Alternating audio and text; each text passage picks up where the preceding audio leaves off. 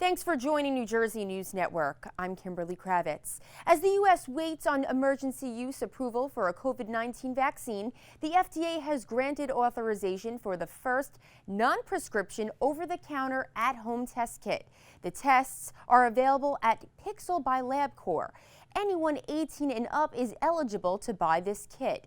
Samples are collected by a nasal swab, then mailed back to the lab. Results are delivered by phone or through a healthcare provider. If negative, notification will be sent via email. There is no upfront cost. Health officials are concerned about reluctance among minority groups to get the COVID-19 vaccine. Emily Young has more.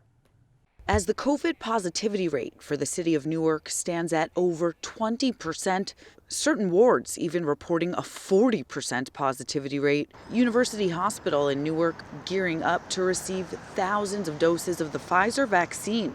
But will the people of Newark take it? The issue is a little more complex than you may think. You see, the Tuskegee experiment, the Negro Project, Agent Orange experiments, the Cincinnati radiation experiments. These are some of the most evil medical experiments ever done. And for the mostly minority residents of Newark, the memory is still too real. This man, who did not want to give his name, does not plan on taking the vaccine. Because a lot of times we get these stories from our parents, the Tuskegee experiments, Margaret Sanger and stuff like that. And then that I think for black people, it do play a part.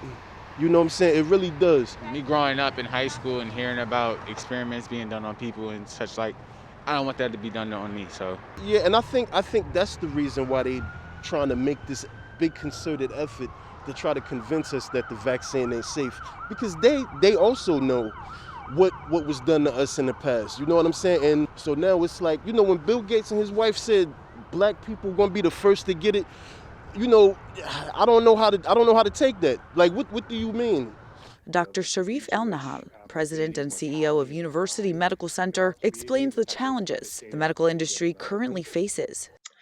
In addition to the fact that trust, because of the history of systemic racism in the medical establishment, is lacking. And we have to do our best as the medical establishment and leaders, stewards of these institutions, to do our best to convince folks and try to gain trust. And ideally, we'd be able to do this in a situation that's not an emergency. And he definitely has his work cut out for him. Do you distrust the medical field at all here? In a way, yeah. Is it because of the things you heard growing up? Yeah, in a way, yeah, because it's like you brainwash a person as being young, so it's like you have no other point but to believe what you hear when you're growing up. The hospital working on a campaign to address these concerns and to assure the black community the vaccine is needed and safe. Reporting in Newark, Emily Young, New Jersey News Network. New Jersey officials reported 18 new in-school COVID-19 outbreaks and 103 new positive cases among students, teachers, and staff. The names of the schools with outbreaks were not released to protect the privacy of students and staff members who did test positive for COVID-19. Governor Murphy said that social distancing rules and safety measures designed to keep schools safe continue, but are certainly not batting 1,000. Certainly not batting 1,000, and let me tell you this, folks, this is not stress-free, and I'll get to that in a second. It is highly stressful for everybody involved. Largely because of the protocols in place, however, the majority of our schools continue to remain open to some form of in-person instruction. 87 are currently fully open for in-person instruction. That's down a couple from last week. 423 are currently offering a hybrid of in-person and remote instruction that has some students in the building, in the school building, at some point during the day. One school district is admonishing parents who are not following coronavirus safety protocols in a switch to all remote learning. Morris School District suspended their in-person learning instruction through January 4th. The K-12 district posted this on their website. Some parents are not following quarantine restrictions for their children, not informing the school when children or family members were exposed to COVID-19.